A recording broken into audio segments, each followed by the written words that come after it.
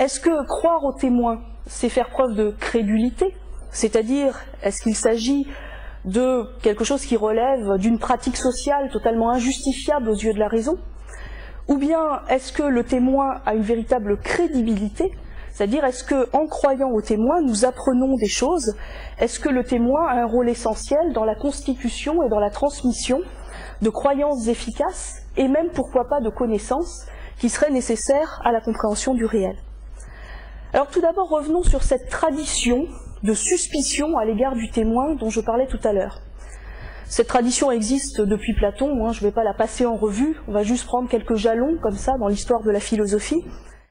Il n'est pas crédible donc, premièrement, parce qu'il n'a pas vu ce qui s'est objectivement passé, deuxièmement parce que sa mémoire ne peut pas restituer ce qu'il a vu, et troisièmement parce que sa neutralité dans le récit est éminemment suspecte.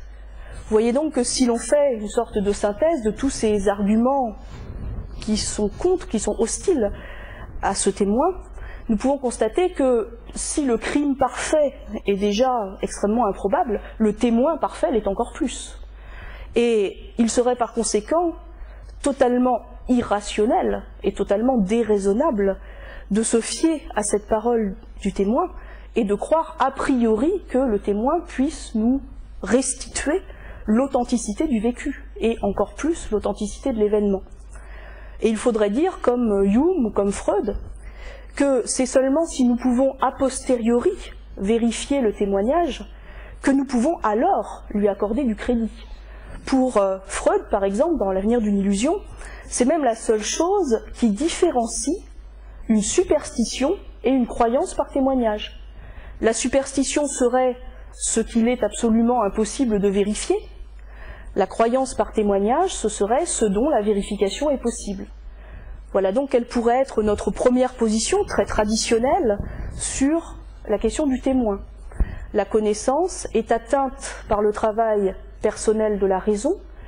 Elle ne peut pas faire crédit au témoin a priori de la vérité de son discours, et par conséquent ce n'est qu'a posteriori, après une vérification personnelle, que l'on pourrait tenir compte de la parole du témoin. Certains historiens, comme par exemple Raoul Hilberg, le grand spécialiste de la Shoah aux États-Unis, va jusqu'à dire qu'il faut se garder, lorsqu'on est historien, de lire ou d'écouter des témoignages sur la période que l'on va étudier. Et il ajoute « J'ai pu constater que toutes les erreurs qui sont entrées dans mon œuvre, ou presque toutes les erreurs, sont liées à des témoignages auxquels j'ai fait confiance. Pourquoi ? Il ajoute également, parce que les gens se racontent des tas d'histoires sur eux-mêmes, je les ai vus faire. Dans la même lignée, d'autres historiens, comme Stéphane Audoin-Rousseau par exemple, ou Annette Becker, disent que nous sommes, depuis la Première, mais surtout depuis la Deuxième Guerre mondiale, entrés dans une dictature du témoignage dont le penseur doit absolument se défaire s'il veut avoir accès à la scientificité. Pourtant, cette première thèse extrêmement critique à l'égard du témoignage et extrêmement suspicieuse à l'égard du témoin ne manque pas de poser un certain nombre de problèmes. Tout d'abord, s'il fallait vraiment attendre de pouvoir vérifier a posteriori les témoignages pour leur apporter du crédit, pour leur accorder du crédit, eh bien souvent il faudrait attendre longtemps. Pourquoi ? Bien parce que le témoin a assisté à quelque chose qui est unique, qui ne se reproduira pas, et donc pour lequel on ne va pas pouvoir retourner dans le passé pour vérifier qu'il ait bien vu ce qu'il nous dit avoir vu. Même si l'événement a laissé des traces, ces traces ne sont souvent cherchées et interprétées qu'à travers son témoignage. Par conséquent, ce n'est pas une preuve du témoignage que de dire la chose a laissé des traces. De la même manière, même si l'on peut recouper des témoignages, on sait très bien que la culture comporte des croyances collectives qui font qu'un groupe de personnes peut très bien croire avoir vu quelque chose alors même que cette chose ne s'est pas produite. La vérification a posteriori du témoignage semble donc, dans la plupart des cas, impossible. Alors, est-ce à dire qu'il ne faut pas croire au témoignage? Jamais. En aucune manière. Impossible. Parce qu'un enfant a bien besoin de constituer son bagage cognitif. Et s'il ne peut pas faire confiance à la parole d'autrui, s'il ne peut pas faire confiance au témoignage d'autrui, comment le constituerait-il, ce bagage cognitif? Et enfin, on voit bien aussi à l'intérieur même du travail de la science, de la démarche scientifique, que le raisonnement dans l'époque moderne n'est plus la recherche solitaire d'un penseur qui émet lui-même ses hypothèses, les vérifie lui-même, seul dans sa tour d'ivoire. Il prend à témoin ses collègues, il prend les résultats des expériences dont ses collègues ont été témoins. Donc il semble bien que nous soyons passés à une nouvelle conception de la connaissance dans laquelle le témoin a effectivement un rôle.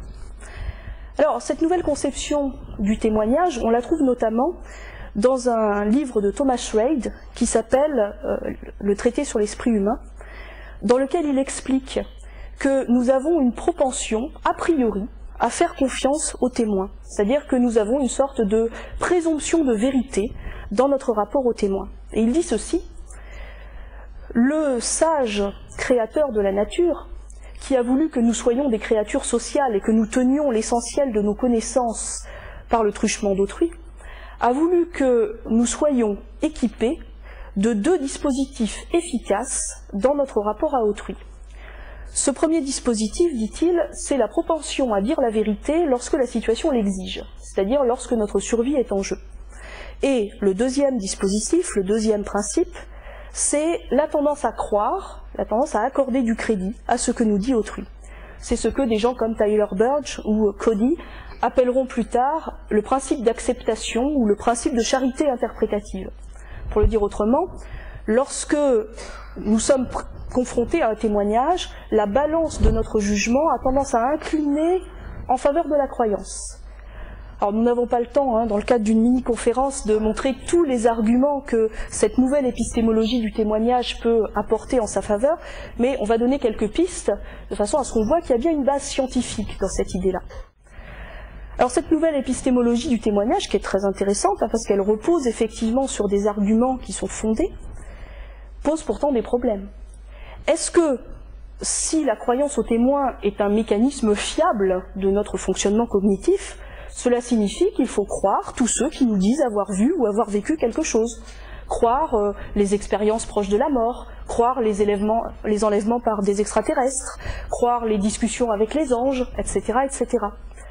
Les partisans de ces mécanismes disent « oui, mais tout mécanisme efficace peut avoir des dysfonctionnements, certes, mais il arrive à un degré où le taux de dysfonctionnement est tel qu'on peut quand même sérieusement douter de la fiabilité du mécanisme. » Alors en synthèse, que faut-il en conclure?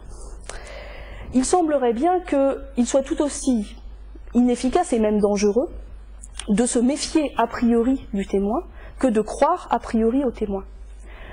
Ne pas le croire a priori ou s'en défier a priori, c'est se priver d'une source de sens, et c'est se priver aussi de cette croisée des regards dans lequel souvent on perçoit le sens d'un phénomène. D'autre part, ce serait avoir une conception de la réalité quelque peu solipsiste, qui peut, à certains moments, conférer au négationnisme. Parce que je ne veux pas croire les témoins, je préfère adhérer à des thèses théoriques sur l'inexistence des chambres à gaz. Pourquoi pas? Mais croire a priori le témoin, c'est aussi ouvrir la porte à toutes les pseudosciences, à toutes les rumeurs qui font leur pain, qui font leur beurre, même pourrait-on dire, des témoignages. Donc, ces deux positions semblent aussi impossibles l'une que l'autre. Mais en même temps, exiger la vérification a posteriori de tous les témoignages, c'est tout aussi impossible.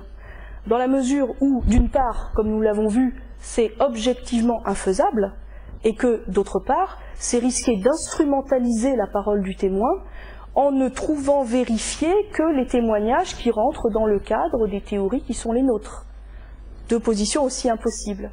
Alors je terminerai avec ce que dit John Hardwig dans un texte qui s'appelle Epistemic Deference, dans lequel il nous dit qu'il faut remplacer le principe d'acceptation par un principe de crédibilité. Alors qu'est-ce que c'est que cette chose? Nous avons des raisons de croire un témoin qui dit P, si nous avons des raisons de croire que ce témoin a des raisons pour croire P. En d'autres termes, j'essaye d'expliquer parce que ça peut être un petit peu complexe, en d'autres termes, il y a là, dans la croyance au témoin, une sorte de croyance, dit Hardwig, quasi a priori. Lorsque nous avons des raisons de croire que le témoin est un expert, alors il n'y a pas de raison de se défier a priori de sa parole. Par contre, ce n'est que quasi a priori, car cela ne veut pas dire qu'il faut croire tout le monde, qu'il faut croire n'importe quel témoignage, mais que dans la mesure du possible, il faut s'efforcer au moins de vérifier les raisons que quelqu'un a de croire quelque chose. Pour reprendre notre exemple du début, entre le témoin d'une expérience quantique qui nous raconte cette expérience et le témoin d'une conversation avec les anges, eh bien, il faut s'interroger sur les raisons que chacun a de croire ceci. Et l'on observera assez facilement qu'entre des raisons scientifiques qui peuvent s'argumenter, qui peuvent être questionnées et résister à ce questionnement, et des raisons subjectives ou des raisons religieuses ou idéologiques, il n'y a pas le même pouvoir de résister au questionnement, pour reprendre un thème qui a été abordé avant. Donc pour conclure, le témoin ne peut pas nous donner à voir, il ne peut pas nous donner à savoir, mais par contre il peut nous donner à penser.